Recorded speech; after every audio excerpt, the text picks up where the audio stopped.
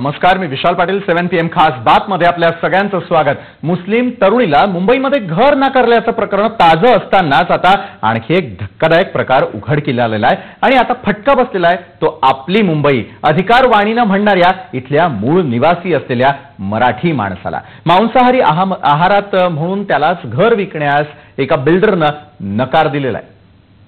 हाँ, महाराष्ट्र के खिलाफ कुछ जाएगा? महाराष्ट्र नहीं, हम कभी बोलेगा नहीं बोलूंगा. हाँ, कान पकड़ सर, आपके सामने उधर भी कान पकड़ा. झालं गेलं विसरून जा, आपल्याला माफ करा. आपण जे बोललो त्याबद्दल माफी मागतो अशी विनवणी स्टिंग मध्ये हा बिल्डर करतोय. पण असं कोणतं कृत्य केलं ज्यामुळे या बिल्डरला ही माफी मागण्याची वेळ आली?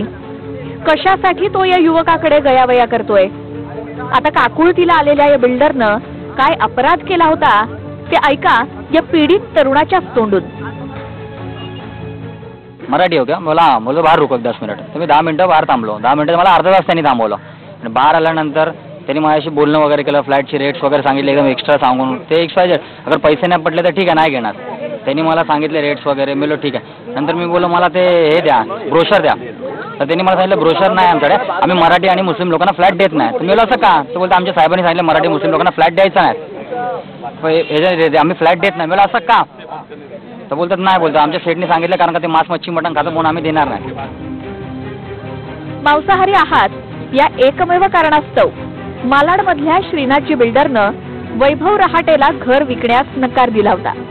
अशा प्रकारे घर नाकारून थेट घटनेनं दिलेल्या हक्कांची उघडपणे पायमल्ली या बिल्डरनं केली आहे. पण त्याच्यावर या युवकाच्या तक्रारीनंतर गुन्हा दाखल करण्यास पोलिसांकडून टाळाटाळ केली जाते. उलट गुन्हा दाखल करण्यास का विलंब होतोय असं सांगणाऱ्या युवक आणि स्थानिक आमदारालाच दरडावण्याची भाषा पोलिसांकडून करण्यात आली. अखेर मांसाहार करतो म्हणून घर नाकारलेल्या एका मराठी युवकाला न्याय देण्यासाठी काँग्रेस नेत्यांना धरणं आंदोलन करावं लागलं. नहीं चलेगी. बिल्डर ने कोई ऐसी पॉलिसी बना रखी है कि उसकी बिल्डिंग में कोई भी गैर गुजराती या नॉन वेजिटेरियन लोग नहीं रहेंगे, जिसमें मराठी भाषी है या मुस्लिम है या कल को हिंदी भाषी लोग भी आ सकते हैं. इसमें उनको इसलिए घर नहीं दिया गया क्योंकि वो मराठी है और उनको कहा गया कि आप लोग मटन मच्छी खाते, इसलिए हम आपको घर नहीं बेचेंगे. ये एक बहुत ही गलत और संविधान विरोधी स्टैंड है. FIR एक किसी भी फरियादी का फंडामेंटल राइट होता है, वो आप छीन नहीं सकते. अब वो बोल रहे हैं कि 4 दिन बाद करेंगे, इस बात की कोई गारंटी. तो कहीं ना कहीं ऐसा लग रहा है कि पुलिस ऐसे बिल्डरों को प्रमोट करने या उनको प्रोटेक्ट करने की दिशा में काम कर रही है. बहुरंगी बहुढंगी शहराच्या लौकिकालाच बट्टा लागू लागलाय. मांसाहार करतो म्हणून घर नाकारण्याचं प्रमाण मुंबईत वाढू लागलंय. पण या प्रवृत्तींना वेसण घालण्याऐवजी फक्त निषेधाचे कोरडे सूर सरकारकडून आळवले जात आहेत.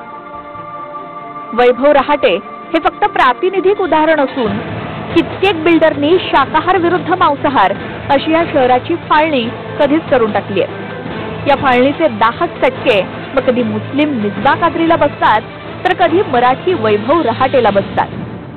भारताच्या सर्व धर्म समभावाच्या प्रतिमेला तडा देणाऱ्या या घटना दिवसेंदिवस वाढत असताना सरकारकडून मात्र कारवाई करू आणि बघूचीच भाषा वापरली जाते. तसंच आक्रमक भूमिका घेणारे शिवसेना आणि मनसेसारखे पक्ष असतानाही मराठी माणसावर मुंबईत ही वेळ का यावी याचाही या दोन्ही पक्षांनी अंतर्मुख होऊन विचार करण्याची गरज आहे. ज्योती शिंगे, TV9 मराठी. नहीं चलेगी, नहीं चलेगी.